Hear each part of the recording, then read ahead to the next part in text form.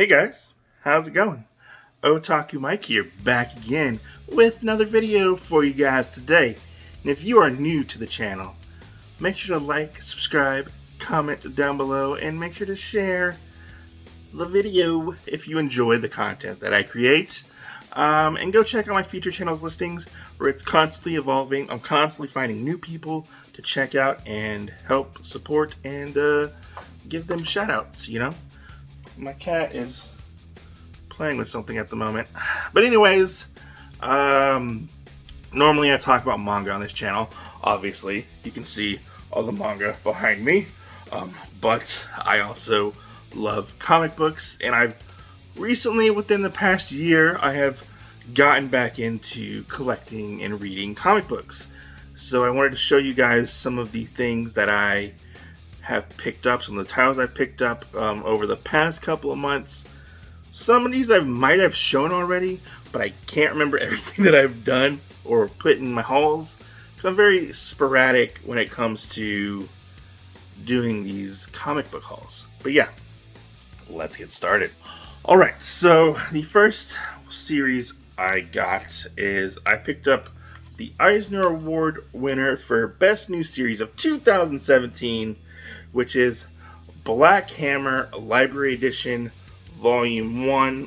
This is written by Phil Hester and drawn by Dave Ormstrom.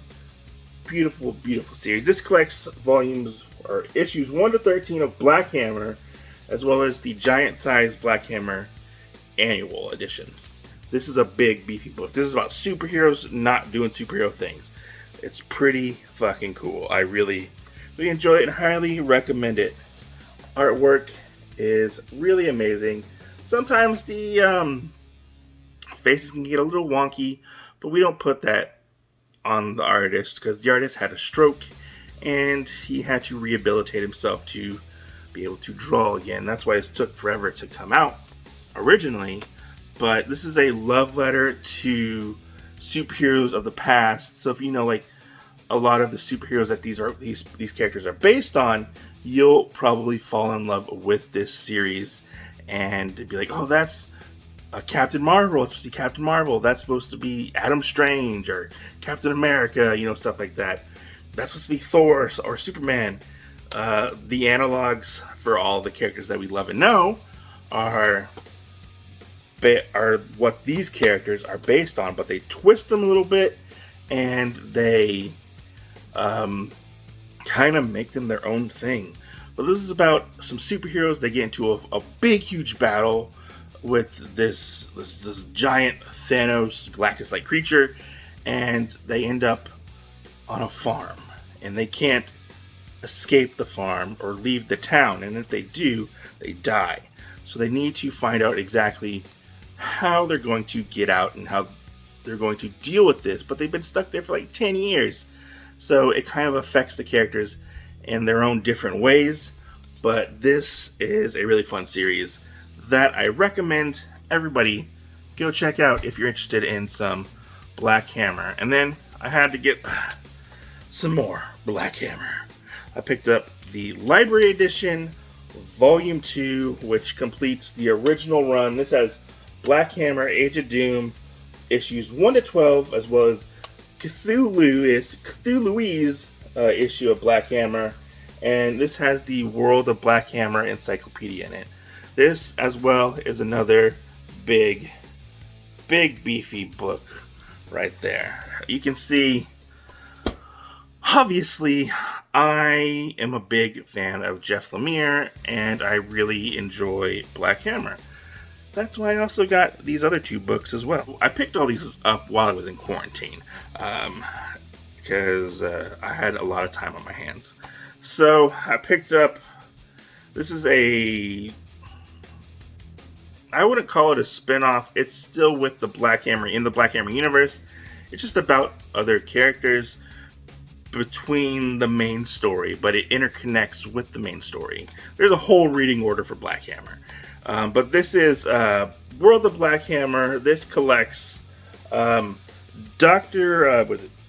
Sherlock Frankenstein and the Legion of Evil, and Dr. Andromeda and the Kingdom of Lost Tomorrow. These are two characters that kind of show up within the Black Hammer universe, and it's pretty fun to check out their titles. I'll show you guys some of their stuff, like this. Like here's Andromeda's story right here. Very Green Lantern-esque Starman type of story. And then we have Dr. Frankenstein right here.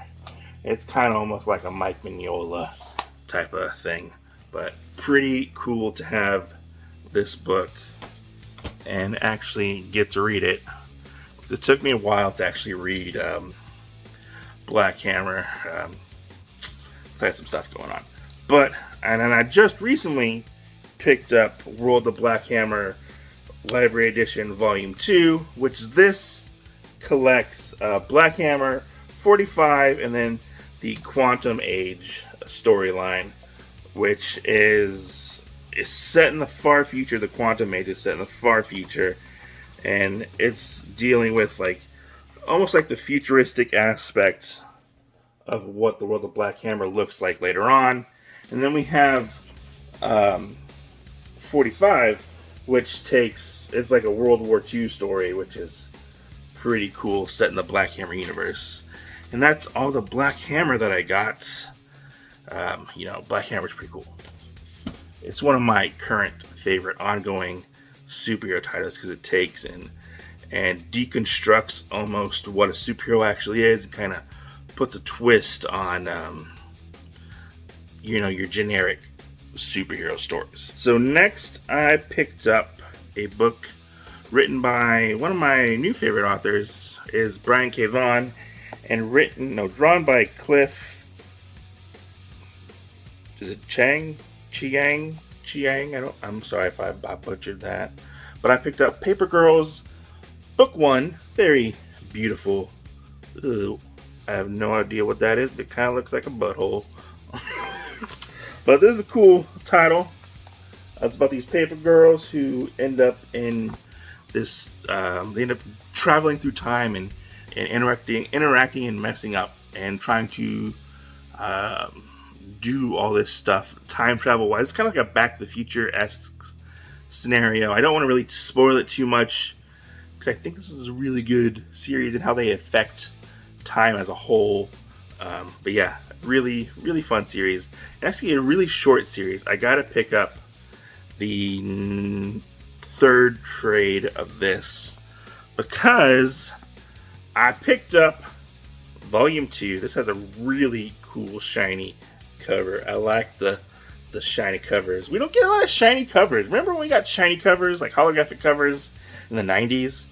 And now we don't really get those that much. But yeah, this is done by the same creative team, and here we have some of the artwork for this. I haven't gotten to this volume yet because I am currently reading Volume 1 at the moment, but really been enjoying these. I think this just got optioned for a TV show, if I remember correctly.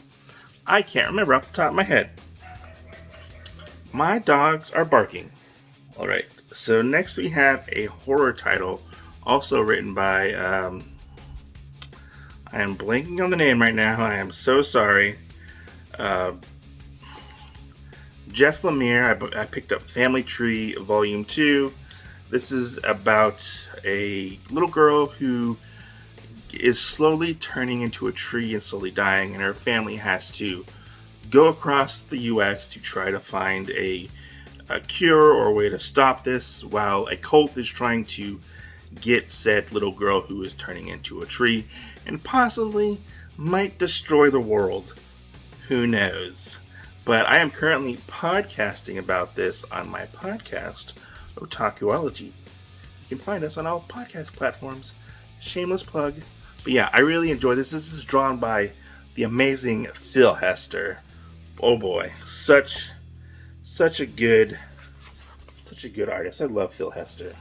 But this is like a kind of creepy one. This especially hits home to me because I am a father, and it's like, oh boy, it's a little touchy, you ever want to see something like terrible happen to your children, you know.